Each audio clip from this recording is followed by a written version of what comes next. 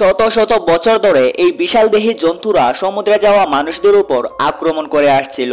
তাই ওই রাজার রাজা বড় বড় জাহাজের মাধ্যমে কিছু বিশেষ শিকারীকে সমুদ্রে পাঠায় এই জন্তুগুলোকে মারার জন্য।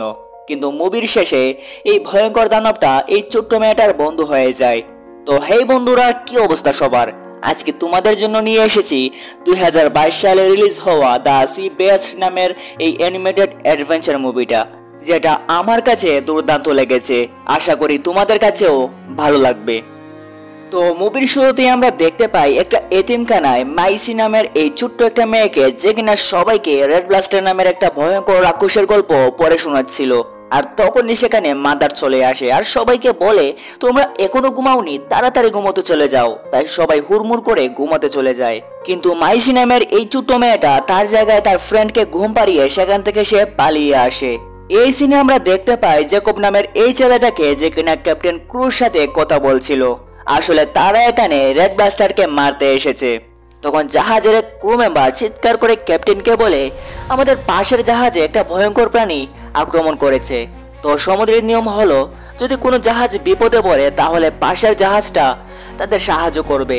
আর এই নিয়ম অনুযায়ী সবাই ক্যাপ্টেনকে ওই জাহাজটাকে সাহায্য করার জন্য বলে। তখন ক্যাপ্টেন দেখতে পায় সমুদ্রের মাঝে একটা বিশাল লাল রঙের লেজ দেখা যাচ্ছে। ক্যাপ্টেন বুঝতে পারে ওইটাই রেড ব্লাস্টারের লেজ। আর এটা দেখে তার মাথা গরম হয়ে যায় আর বলে, ওই জাহাজটাকে সাহায্য করার দরকার নেই, আমাদের রেড ব্লাস্টারকে মারতে হবে। আসলে 30 বছর আগে একটা প্রাণীর আক্রমণে ক্যাপ্টেন ক্রু তার একটা চোখ হারায়।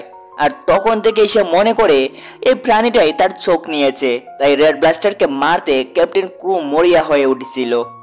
তখন জ্যাকব বলে, ক্যাপ্টেন আপনি তো জানেন সমুদ্রে কেউ বিপদে পড়লে তাকে সাহায্য করা আমাদের নিয়ম। আমাদের আগে যারা এসেছে অথবা আমাদের পরে যারা আসবে সবাইকে এই নিয়মই মানতে হবে। ক্যাপ্টেনের অনিচ্ছা থাকা সত্ত্বেও তারা সেই জাহাজটাকে সাহায্য করার জন্য রওনা হয়। সেখানে যাওয়ার পর আমরা দেখতে পাই একটা ভয়ঙ্কর প্রাণী এই জাহাজটাকে আঁকড়ে ধরে রেখেছে। কিন্তু তারা কোনো মতে সেই প্রাণীটার সাথে পেরে উঠছিল না। তখন ক্যাপ্টেন ক্রুর জাহাজ থেকে আকাশের দিকে একটা আতশবাজি ছোড়া হয়, যার তীব্র আলোয় সেই প্রাণীটা এই জাহাজটাকে ছেড়ে ক্যাপ্টেন ক্রুর জাহাজের দিকে এগিয়ে যায় আর তাদের উপর আক্রমণ করে। আর এখানে বড় সড়ো একটা যুদ্ধ হয়। আর শেষ পর্যন্ত ক্যাপ্টেন ক্রু এই দানবটাকে মেরে ফেলে আর এই দানবের শিং কাটতে শুরু করে। তো এই শিংটা কেটে সে যখন পানির উপরে উঠে আসছিল, তখন এই প্রাণীটা মরতে মরতে ক্যাপ্টেনকে পেঁচিয়ে ধরে আর নিচের দিকে নিয়ে যেতে থাকে। কিন্তু জ্যাকব কোনো মতে তাকে বাঁচিয়ে নেয়। তখন জাহাজের প্রধান সহকর্মী সারাহ নামের এই মেয়েটা ক্যাপ্টেনকে বলে, আমাদের জাহাজের অনেক অংশ প্রায় ভেঙে গেছে, তাই আমরা রেড ব্লাস্টারের সাথে লড়াই করতে পারবো না। তখন জ্যাকব বলে, আমাদের এখন ফিরে যাওয়া উচিত। তাই তারা সবাই মিলে তাদের রাজ্যের দিকে রওনা হয়। তো রাতের বেলা যখন সবাই মিলে গল্প করছিল, তখন ক্যাপ্টেন জ্যাকবকে ডেকে নেয় আর বলে, আমার দাদা ছিলেন এই জাহাজের ক্যাপ্টেন, তারপর আমার বাবা, আর এরপর আমি, আর আমার পর তুমি হবে এই জাহাজের ক্যাপ্টেন, তবে সেটা রেড ব্লাস্টারকে মারার পর। তোমাকে যখন আমি সমুদ্রে কুড়িয়ে পেয়েছিলাম তখনই এই সিদ্ধান্ত নিয়েছিলাম। আসলে জ্যাকবেরও মা বাবা নেই, একটা জাহাজ দুর্ঘটনায় তারা মারা গেছেন। আর এই ক্যাপ্টেনই তাকে নিজের সন্তানের মতো লালন পালন করেছে। তো ফাইনালি তারা তাদের রাজ্যে পৌঁছে যায়। সেখানে আমরা দেখতে পাই রাজ্যের সবাই তাদেরকে দেখতে এসেছে, কারণ তখনকার সময়ে শিকারীদের সবাই সুপার হিরো মনে করত। তো এখানে আমরা দেখতে পাই মাইসি নামের এই ছোট মেয়েটাকে, যে কিনা জ্যাকবের সাথে বাপ জমানোর চেষ্টা করছিল। তারও ইচ্ছে ছিল এই বিখ্যাত জাহাজে করে শিকারীদের সাথে শিকার করতে যাবে, কারণ তার মা বাবাও একটা জাহাজ দুর্ঘটনায় মারা গিয়েছিল। তো একথা শোনার পর জ্যাকব মেয়েটাকে একটা গাড়িতে করে আবার এতিমখানায় পাঠিয়ে দেয়। আর পরদিন সকালে তারা রাজার সাথে দেখা করতে চলে যায় আর সেই কেটে নেওয়া শিংটা রাজাকে দেয়। তখন রানী বলে ওঠে, আমরা খবর পেয়েছি তোমাদের সামনে রেড ব্লাস্টার থাকা সত্ত্বেও সেটাকে তোমরা স্বীকার করোনি, তাই তোমাদের কোনো পুরস্কার দেওয়া হবে না। তখন রাজা ক্যাপ্টেন ক্রুকে একটা জাহাজ দেখায়, যেটা তারা তৈরি করেছে রেড ব্লাস্টারকে মারার জন্য। তখন সেনাপতি ক্যাপ্টেন ক্রুকে বলে, তোমাদের আর শিকারে যেতে হবে না, তোমরা এখান থেকে চলে যাও। তখন ক্যাপ্টেন ক্রু রেগে গিয়ে চিৎকার করে সেনাপতিকে বলে, এই জাহাজটা ওই প্রাণীর সামনে কিছুই নয়, আর তুমিও নয়। তখন রানী অর্ডার দেয় ক্যাপ্টেনকে গ্রেফতার করার জন্য। তখন জ্যাকব তাদের থামিয়ে বলে, আমাদের আরেকটা সুযোগ দিন, যদি আমরা না পারি তাহলে যেটা বলবেন সেটাই হবে। তখন রাজা বলে প্রস্তুত হও সেখানে যাওয়ার জন্য। তো এই ঘটনার পর ক্যাপ্টেন ক্রুর মনে একটা জেদ ধরে বসে। তিনি রাজাকে বলেন রেড ব্লাস্টারকে আপনার দোরগোড়ায় পৌঁছে দেব, শিকারীদের দিন এখনো শেষ হয়নি। এরপর আবার তারা সমুদ্রে চলে যায়। তো তারা যখন খাবার পানির ট্যাঙ্কগুলো বসাচ্ছিল তখন একটা ট্যাঙ্ক থেকে পানি আসছিল না। তাই জেকব ট্যাঙ্কটা খুলে দেখতে পায় সেই মাইসি নামের মেয়েটা এই পানির ট্যাঙ্কে করে লুকিয়ে এখানে চলে এসেছে। তখন জেকব বলে ওকে নিকটতম কোনো বন্দরে নামিয়ে দেব। কিন্তু ক্যাপ্টেন ক্রু বলে ও তাকে সমস্যা কি, ওকে রেখে দাও। তখন সারাহ তাকে একটা রুম দেখিয়ে দেয় আর একটা ছোট চাকু দিয়ে বলে এটা তোমার কাছে রাখো। তো এরই মধ্যে রাত নেমে আসে আর আকাশের দিকে তারা আতশবাজি ছুড়ে সেই প্রাণীটাকে আকর্ষিত করার জন্য। যখন সেই আতশবাজির তীব্র আলোয় প্রাণীটা আকর্ষিত হয়ে তাদের জাহাজের আশেপাশে চলে আসে তখন ক্যাপ্টেন ক্রু জাহাজ থেকে প্রাণীটার উপর গোলাবারুদ ছুড়া হয় আর বর্ষা মেরে দড়ির সাহায্যে জাহাজের সাথে প্রাণীটাকে আটকে দেওয়া হয় যাতে বোঝা যায় প্রাণীটা কোথায় যাচ্ছে। কিন্তু এই প্রাণীটা এক জায়গায় গুলগুল করে ঘুরতে থাকে, যার কারণে তাদের জাহাজটা প্রায় ডুবে যাচ্ছিল।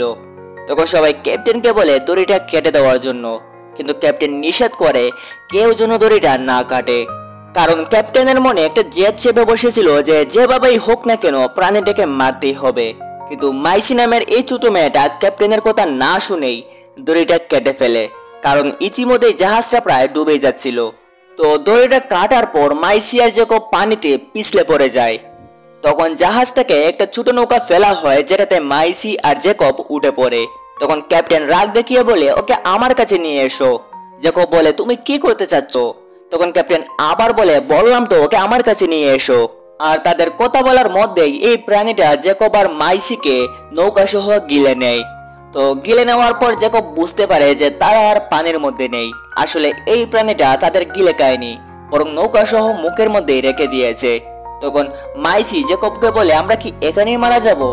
জেকব বলে হয়তো হ্যাঁ, কারণ তারা এই প্রাণীটার মুখের ভিতর আছে আর যে কোনো সময় তাদের গিলে ফেলতে পারে। তখন জেকব আর মাইসি হারতে হারতে সেই প্রাণীটার নাকের মধ্যে চলে আসে, কিন্তু তারা সমুদ্রের অনেক গভীরে হওয়ায় বের হতে পারছিল না। পরদিন সকালে এই প্রাণীটা একটা দ্বীপে এসে তাদের ছেড়ে দেয়। এর মধ্যে সেখানে রাতও নেমে আসে আর জেকব কিছু খাবার জোগাড় করে ঘুমিয়ে পড়ে।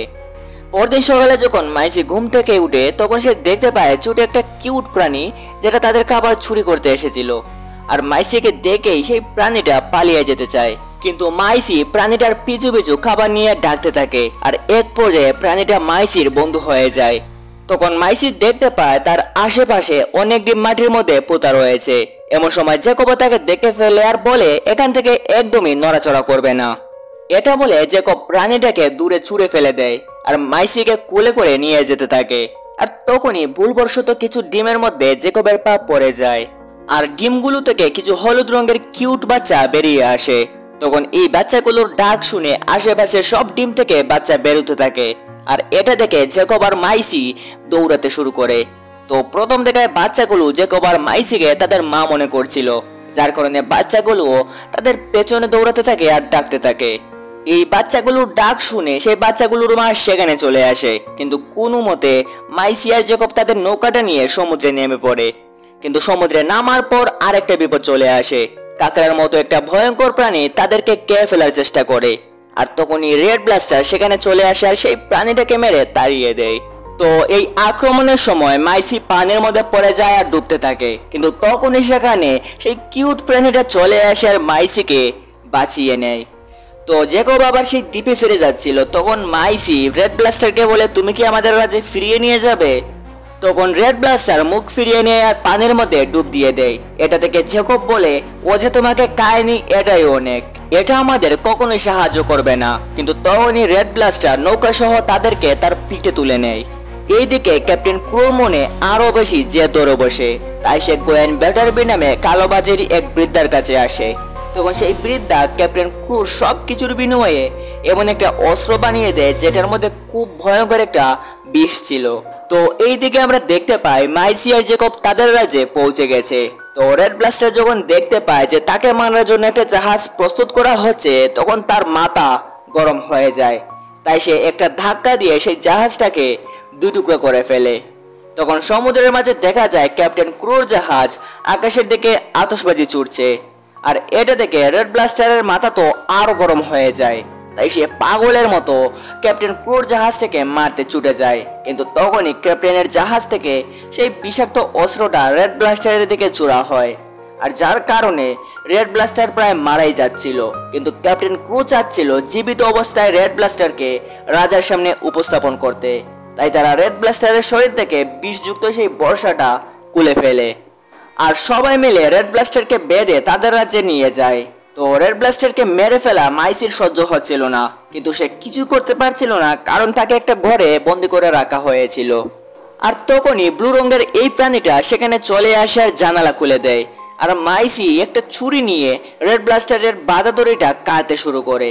কিন্তু ততক্ষণে ক্যাপ্টেন ক্রু সবার সামনে প্রাণীটাকে মারতে তৈরি হয়। তখন জ্যাকব বাধা দিয়ে বলে, ক্যাপ্টেন আমি তোমাকে এটা করতে দিতে পারি না। একথা শুনে ক্যাপ্টেন জ্যাকবকে মেরে ফেলার চেষ্টা করে। এইদিকে মাইসি দড়িটা কাটতে পারছিল না, তাই সারাহ তাকে সাহায্য করে আর দড়ির বন্ধন থেকে মুক্ত হয়ে রেড ব্লাস্টার সবকিছু তছনছ করে দেয়। আর ক্যাপ্টেন ক্রুকে প্রায় মেরেই ফেলছিল, তখন মাইসি সেখানে চলে আসে আর রেড ব্লাস্টারকে বাধা দেয়। আর জ্যাকব রেড ব্লাস্টারের সামনে তাদের বর্ষাটা ভেঙে ফেলে আর বলে, আমরা কখনোই আর সমুদ্রে প্রাণী শিকার করব না। একথা শুনে রেড ব্লাস্টার একটু শান্ত হয়, আর এখানে আমরা দেখতে পাই জ্যাকব আর মাইসি রেড ব্লাস্টারের উপরে দাঁড়িয়ে আছে। আর মাইসি একটা বই দেখিয়ে সবাইকে চিৎকার করে বলছে, আমাদের বইয়ে এই প্রাণী সম্পর্কে যে ভয়ঙ্কর ইতিহাসগুলা পড়ানো হয় এগুলা এই রাজা রানীদের তৈরি একটা গল্প মাত্র। এই প্রাণীগুলো কখনোই মানুষের ক্ষতি করবে না। এই কথা শুনে রাজা রানী সেনাপতিকে নির্দেশ দেয় তাদের উপর গুলি করার জন্য, কিন্তু সেনাপতি তাদের কথা অমান্য করে। আর সেখানে উপস্থিত সবাই রাজাকে বলে এই প্রাণীটাকে যেতে দেওয়ার জন্য। তখন জ্যাকব প্রাণীটাকে নিয়ে সেখান থেকে চলে যায়, আর এইদিকে ক্যাপ্টেনও সবকিছু মেনে নিতে বাধ্য হয়। আর এভাবেই আজকের এই মুভিটা শেষ হয়ে যায়। তো যাই হোক, আজকের এই মুভিটা আপনাদের কাছে কেমন লেগেছে কমেন্টে জানাতে ভুলবেন না। আর যদি ভালো লেগে থাকে তাহলে অবশ্যই লাইক সাবস্ক্রাইব করে আমাদের পাশেই থাকবেন।